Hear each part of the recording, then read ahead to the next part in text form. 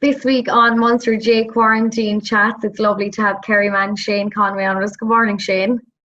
Good morning. Thanks for having me, Valerie. How has life been at the moment for you at home in Kerry? I suppose it's been strange as it is for everyone, but we're kind of getting through it. The first few weeks were handy enough because I was finishing my college degree, so I had assignments to be handing in and stuff like that, so it kind of kept me busy. And the rest of it then was just kind of trying to stay somewhat fit, hoping that there would be a return. And I think we're kind of getting a green light in the next few weeks to do a bit more than we were anyway. Were you in Cork in college when this all started, Shane? Yeah, I was actually in college. I was just home because I had the mumps, so I had the mumps, and then I came home and I was isolating from college and everyone, and then I went back up for maybe a week or two, and I had to come home again and clear all my things out because it looked like we weren't going to be heading back to college anytime soon. It's a strange thing to get struck with in the middle of COVID-19, the mumps. I'm sure no one wanted to go near you at all. No, they all thought it probably was the coronavirus, but no, gladly it wasn't. It was just my face is a bit swollen, unfortunately. I was just going to say, I'm sure plenty of pictures were doing the rounds of how swollen you were. I'm sure a lot of your friends had screenshots of it. Yeah, I tried to stay off Snapchat as much as possible and didn't try and meet any of my friends so they couldn't catch me with a few sneaky pictures or anything like that. So you are finished college. You were studying an arts degree? Yeah, I was studying English and geography, and I'm finished now, and I hope to move on and do English teaching and geography teaching in secondary school. So hopefully, if college starts back up, and I think it's the end of September, we were told now, so we'll be starting back up hopefully again. Whether it be UCC or maybe Hibernia, I'm not too sure yet. We'll have to see when the offers come out and everything like that. I'm sure UCC would be mad not to take you back for another couple of years, so they'd know you go back hurling with them. Hopefully they'll let me study again for another 2 years up there and maybe play a bit of sport. All right.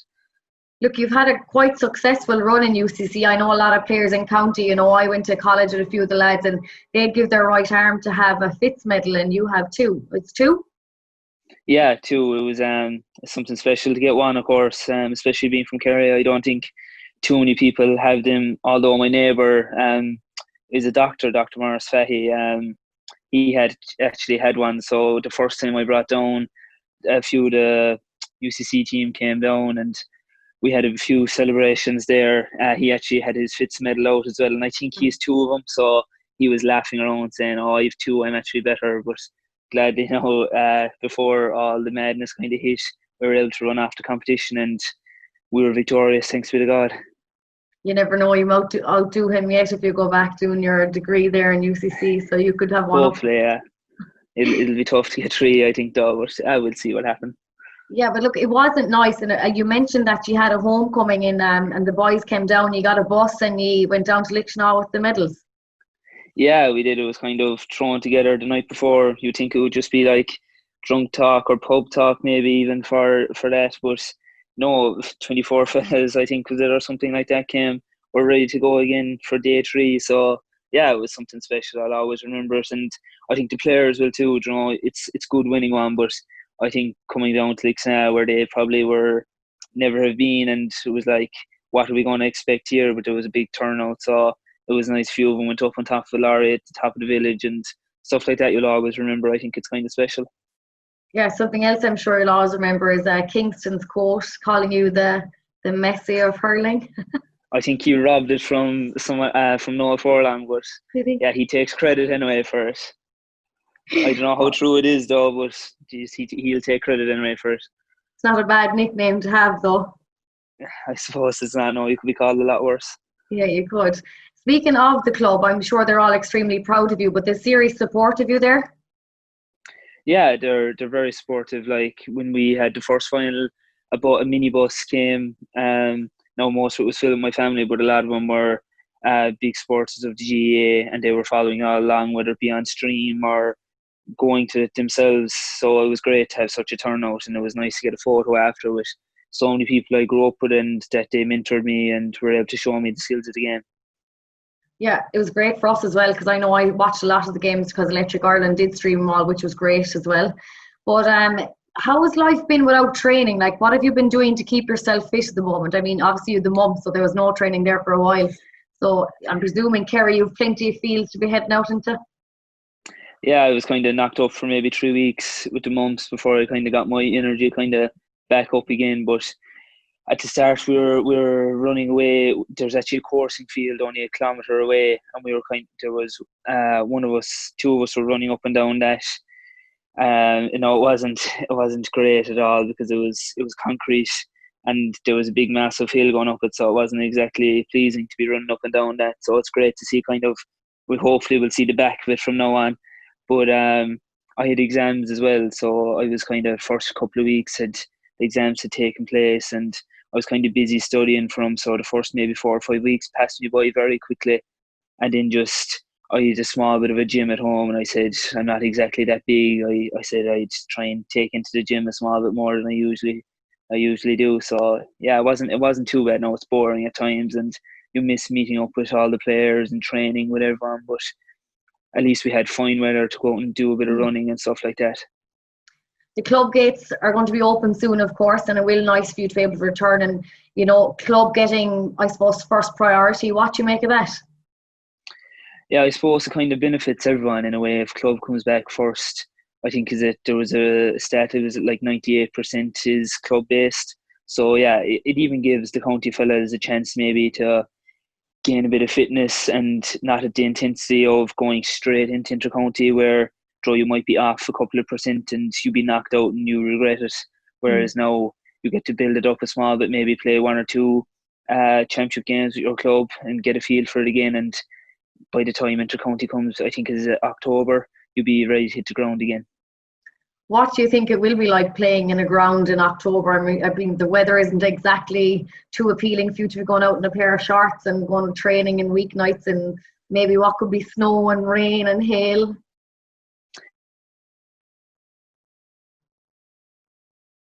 The fields are well able to take any sort of weather now. Most fields are all weather and they're well able to take the pitches will be able to hold reasonably well and it should be okay. What do you think of it as well? I know that there's a lot of things are going to change now. I mean, there's health questionnaires before you even head to training or a game.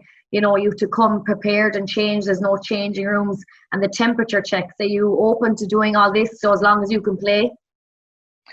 I think if you ask everyone, they just want to get back out and play, whether it be for their head or mentality or anything. They do anything to get back out in the field. Now I know you have to go through temperature checks and there'll probably be a few people maybe that will be uncomfortable with doing that, and that's fine too. But I think majority of people are just eager to get on the road again, and no matter how many checks or whether you have to change at home or anything, there are only small little issues that will take maybe 5-10 minutes. And if it has to be done. What is the fields in Kerry like for it? Are you happy that you have a structure now and you have something to work towards? Yeah, I think everyone is happy around Kerry and in every other place because we kind of have some sort of goal and you can aim for the target where you know that maybe on this day we're going to return, so I must try and get myself in some sort of order and shape to be able to do the best for your club and then if you're going on for your county. Speaking of the Kerry team, it's now a bit of a chance for you to, for us to get to know them a small bit and who you think is kind of, I don't know, I'll quick fire questions at you, Annie, and you can give me the names back of who you think best suits this, all right? Yeah, no bother. The best dressing room DJ? Tomas O'Connor. A few questionable song choices, but I suppose we'll have to give it to him. Okay, who is the fastest on the Kerry team? Brandon Barrett. Okay. Does he leave you all for dust? He does. He likes to think he does anyway. Who would be the slowest? This is an awful one now, but I'll have to ask it. Oh, the slowest. I suppose we'll go with Fernando Sullivan. He won't like that, but we'll go with him anyway. No, you won't like that at all. Who would be the biggest whinger training? There's always something wrong with them. It's too cold. It's too whatever. The biggest whinger. I suppose the biggest whinger, Shane Nolan. Okay. He's getting old now, so he's getting a bit cranky. Okay, who would always be injured? Always injured. Jordan Conway. Right, okay. Always late. Any of the Boyles, Mikey Boyle, Podge Boyle, really kind of the Ballyduff lads. They don't know. There's no clocks, I'd say, in Ballyduff or something.